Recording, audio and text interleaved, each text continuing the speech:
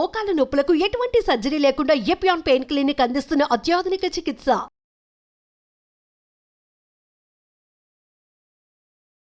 Hello everyone, మీరు చూస్తున్న Suman TV. నేను మీ కీర్తి. క్యాన్సర్, వామ్మో పదం వింటేనే చాలా భయంగా ఉంది. చాలా ప్రామినెంట్ అండ్ చాలా కామన్గా వినిపిస్తున్న డిజీజ్ అయిపోయింది. అండ్ స్పెషల్గా ఈ వీడియోలో మనము అసలు haves and have nots of cancer disease, అంటే చాలా రకాల ఇన్ఫర్మేషన్ మనకి ఇప్పుడు మార్కెట్లో కనిపిస్తూ ఉంది. ఇది తినాలి, ఇది తినకూడదు, ఇదే తినాలి, దీనివల్ల వస్తుంది, దానివల్ల వస్తుందని. ఈ వీడియో ద్వారా మీకు గన్ షాట్ ఆన్సర్ దొరుకుతుంది. బికాస్ నా ఎదురుగుండా కూర్చున్నారు ప్రముఖ ఆంకాలజిస్ట్ డాక్టర్ మోహన్ వంశీ గారు. నమస్తే సార్. నమస్తే అండి. సార్, మన వీడియోస్ కింద కమెంట్ చేశారు సార్ ఒక క్వశ్చన్ అడగమని. ఆ క్వశ్చన్ మిమ్మల్ని అడగాలనుకుంటున్నాను. అంటే అసలు ఈ మధ్య సిమ్టమ్స్ లేకుండా అసలు చాలా వరకు కేసులు ఎక్కడో 100లో ఒకరికి ఇలా అవుతుందమ్మా అనుకునే కేసు ఏ సిమ్టమ్స్ లేకుండా, అసలు ఫర్ ఎగ్జాంపుల్ లివర్ క్యాన్సర్ తీసుకున్నాం అనుకోండి, దానికి పర్టికులర్ సిమ్టమ్స్ లేకపోతే పర్టికులర్ పేషెంట్కి సిగరెటో ఆల్కహాల్ కన్సప్షనో ఎక్కువ ఉంటే అందుకే వచ్చిందయ్యా బాబు నీకు క్యాన్సర్ అని. కానీ ఇవేవీ లేకున్నా కూడా హీఈస్ ఎండింగ్ అప్ క్యాన్సర్. జస్ట్ ఏదో టెస్ట్ చేసుకుందాం, ఫీవరిష్గా ఉంది, ఎంతో డల్గా ఉంది అనుకుంటే క్యాన్సర్ 4th స్టేజ్ అని చెప్తున్నారు. ఎందుకు ఇలా జరుగుతుంది అని డాక్టర్ గారిని question. Cancer is a silent killer. ఏ రకమైన సిమ్టమ్స్ కలిగించదే క్యాన్సర్. అందువల్ల ఎవరు రారు. నోట్లో పుండు ఉంటుంది, నొప్పి కలిగించదు. పెరుగుతూ ఉంటుంది, నొప్పి కలిగించదు. బ్లడ్ వస్తుంది, నొప్పి కలిగించదు. వైట్ అండ్ రెడ్ ప్యాచెస్ ఉంటాయి, నొప్పి ఉండదు. అందరూ అశ్రద్ధ చేస్తారు. And commonly effects people belonging to poorer sections of the society. హాస్పిటల్లో రావాలంటే వాళ్ళకు ఒక నొప్పి ఏదో ఉంటే తప్ప రారు వాళ్ళు. దాంతో నెగ్లెక్ట్ అయిపోతున్నారు. హెడేక్ వస్తుంది బ్రెయిన్ ట్యూమర్స్లో. హెడేక్ అందరికీ వస్తుంది. నాకు కూడా ఒకరోజు ఎక్కువ పని చేస్తే హెడేక్ వస్తుంది. పేషెంట్స్ ఎక్కువ చికాకు పెడితే హెడేక్ వస్తుంది. ఎక్కువ టైం పని చేసినా ఎవరికైనా హెడేక్ రావచ్చు. విజువల్ డిస్టర్బెన్సెస్ ఉంటే హెడేక్ రావచ్చు. సైనస్ డిస్టర్బెన్స్ ఉంటే హెడేక్ రావచ్చు. అనేక రకాలుగా. But headache is a very common symptom of cancer, especially early morning headache. Early morning కనుక హెడేక్ వచ్చిందంటైతే ఖచ్చితంగా, ఆర్ నిద్ర లేవటమే హెడేక్తో నిద్ర లేచినట్టయితే, దట్టు వర్సనింగ్ హెడేక్ ఉన్నట్టయితే అది క్యాన్సర్ కావచ్చు, బ్రెయిన్ క్యాన్సర్ కావచ్చు. ఇలా అనేక రకాలైన సిమ్టమ్స్ మనం అశ్రద్ధ చేస్తాం.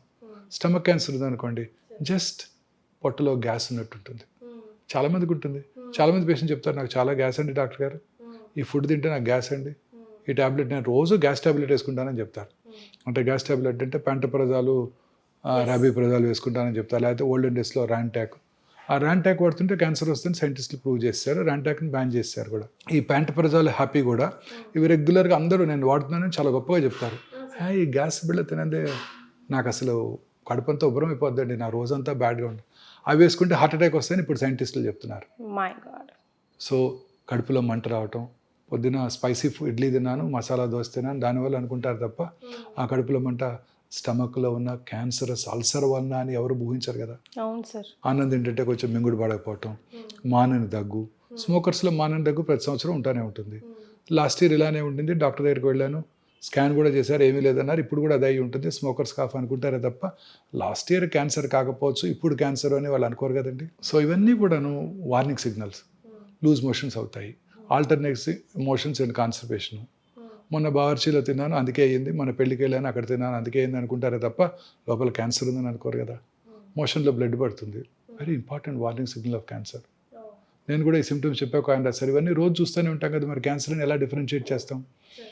సిమ్టమ్స్ పర్సిస్ట్ అవుతున్నట్టయితే మినిమం సార్, అంటే అలా అని కాదు, కంటిన్యూస్గా బ్లడ్ వస్తుంది, ప్రతిరోజు వస్తుంది బ్లడ్, లూజ్ మోషన్స్ అవుతున్నాయి, రోజు ఒకసారి మోషన్కి వెళ్ళేవాడిని ఇప్పుడు 4 సార్లు వెళ్ళాల్సి వస్తుంది, ఒకరోజు కాన్స్టిపేషన్ వస్తుంది, ఒకరోజు టక్టక 4 మోషన్స్ అయిపోతున్నాయి, మోషన్లో బంకపడుతుంది, బ్లడ్ వస్తుంది, ఆఫుల్ స్మెల్ వస్తుంది. Important warning signal of cancer. Any deviation from our routine habits, మలమూత్ర విసర్జన అలవాట్లో మార్పు రావటం. అలాగే క్యాలిబర్ ఆఫ్ ద స్టూల్ తగ్గింది, స్టూల్ ఒక ఈ సైజులో వస్తుంది, క్యాలిబర్ తగ్గి టూత్పేస్ట్ లాగా బయటకు వస్తుంది. There could be an obstructing rectal cancer. Rectal tumour ఉన్నప్పుడు ఫీలింగ్ ఆఫ్ ఇన్కంప్లీట్ ఎవాక్యుయేషన్. మీరు మోషన్ ఫ్రీగా ఒకరోజు పాస్ చేశారనుకోండి పొద్దున్నే, you will have some very good satisfactory feeling ఉంటుంది కదా, చాలా హ్యాపీ ఫీల్ అవుతావు. మోషన్ ఫ్రీగా పాస్ చేసినా ఆ ఫీలింగ్ లేదు, లోపల ఇంకా మోషన్ ఉన్నట్టుంది. That is a very important warning signal of rectal cancer. అంటే ఆ ట్యూమర్ మన బ్రెయిన్ ట్యూమర్ని మోషన్గా పర్సీవ్ చేస్తుంది. ట్యూమర్ ఉంది రెక్టంలో, what does brain think? Brain doesn't know whether it's a tumor or a motion, solid motion. It still thinks there is some motion inside. ఆ ఖాళీ అనే ఫీలింగ్ బ్రెయిన్కి రాదు. అలాగే feeling of foreign body sensation in the throat, ఏదో foreign body ఉంది మింగాము ఇంకా కూడా అట్లే ఉంది. That is a very important warning signal of hypopharyngeal cancer. Okay. Voice disturbances, బొంగురు పోవటం, స్మోకరు బొంగురు పోయింది, కోల్డ్ వచ్చింది బొంగురు పోయింది. మొన్న ఒక ఇంజనీరింగ్ కాలేజ్ ప్రొఫెసర్ చేశాను, ఇలా హోర్స్నెస్ వచ్చింది, టీచర్ ఆయన ప్రొఫెసర్ గారు హోర్స్నెస్ రాగానే ఈఎన్టీ సర్జన్ దగ్గరికి వెళ్ళారు. ఈఎన్టీ సర్జన్ గారు పరీక్ష చేసి యాంటీబయాటిక్స్ ఇచ్చారు, కొంచెం రిలీఫ్ ఉండింది, he was happy.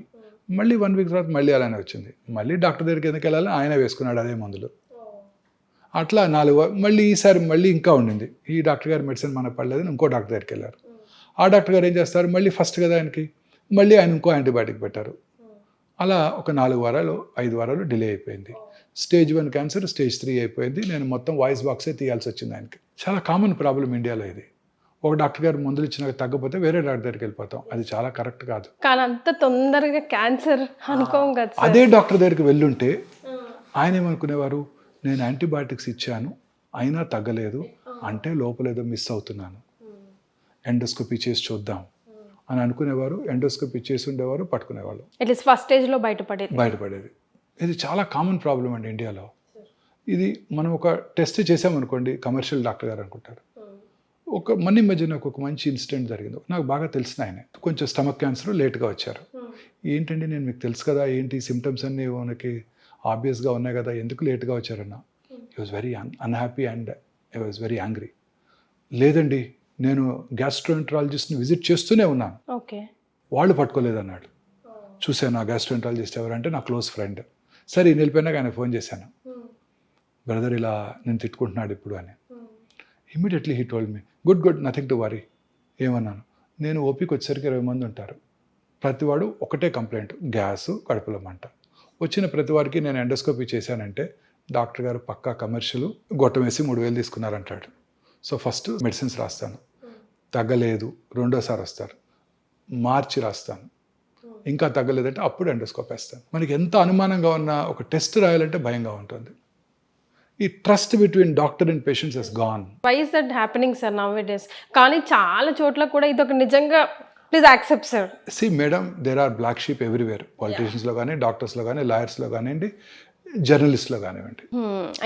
So health is something which you can't afford to mistake. ఒక్క టెస్ట్ ఎక్స్ట్రా రాయాలంటే భయంగా ఉంటుంది, చాలాసేపు కన్విన్స్ చేసి రాయాల్సి వస్తుంది, ఎంతో కన్విన్స్ చేసి రాయాల్సి వస్తుంది. అంటే పేషెంట్స్ దగ్గర కూడా సి ఇన్సూరెన్స్ లేదు, ఓన్గా పే చేసుకోవాలి, medical cost are going up very very high. See all these machines అండి what we import cost us in millions. The Petamar what we brought for the first time, it costed us $4 million, 32 crores. On top of it 38% customs tax కట్టాలి గవర్నమెంట్కి ఇక్కడికి రావాలంటే, ఆ machine ఇండియాకి రావాలంటే. They are prohibitively expensive. మీరంతా కూడా పిల్లలంతా కూడా మీరు 50 to 1 crore ఇన్సూర్ చేసుకోవాలి. రాబోయే మెడిసిన్స్ అంతా కూడా ఇదే కాస్ట్లీ ఉండిపోతున్నాయండి. అంకాలజీలో కాదు, మిగతా వాటిలో కూడా అన్నీ కూడా మోనోక్లోనల్ యాంటీబాడీస్ వచ్చేస్తున్నాయి, టార్గెటెడ్ థెరపీస్ వస్తున్నాయి. They are prohibitively expensive, beyond the reach of a rich man, common man కాదు. అండ్ అవన్నీ కూడా మనం ఇంపోర్ట్ చేసుకోవాలి, వాటికి పేటెంట్ లాస్ అప్లై అవుతాయి. మనం India is a signatory to patents treaty that to protect intellectual property rights. దాన్ని GATT treaty అంటారు, general agreement on trade and tariff. 94లో సైన్ చేసాం ఇండియా. సో అందువల్ల ఆ మాలిక్యూల్స్ని మనం తయారు చేయకూడదు. సో ఫస్ట్ 10-15 years వాళ్ళు ఎంతకి వాళ్ళు ఇస్తే అంత కొనుక్కోవడమే మనం. సో అందువలన ఈ హెల్త్ కేర్ కాస్ట్ బాగా పెరిగిపోతున్నాయి అన్నమాట. సో అలాగే క్యాన్సర్లో కూడా ఇంకా అనేక రకాలైన మనకి ప్రివెంటివ్ మెజర్స్ ఉన్నాయండి క్యాన్సర్లో. లైఫ్ స్టైల్ ఫ్యాక్టర్సే కాకుండా ఇంకా చాలా ఉన్నాయండి. ఫర్ ఎగ్జాంపుల్ అందులో ముఖ్యమైనది జెనెటిక్ ఫ్యాక్టర్స్.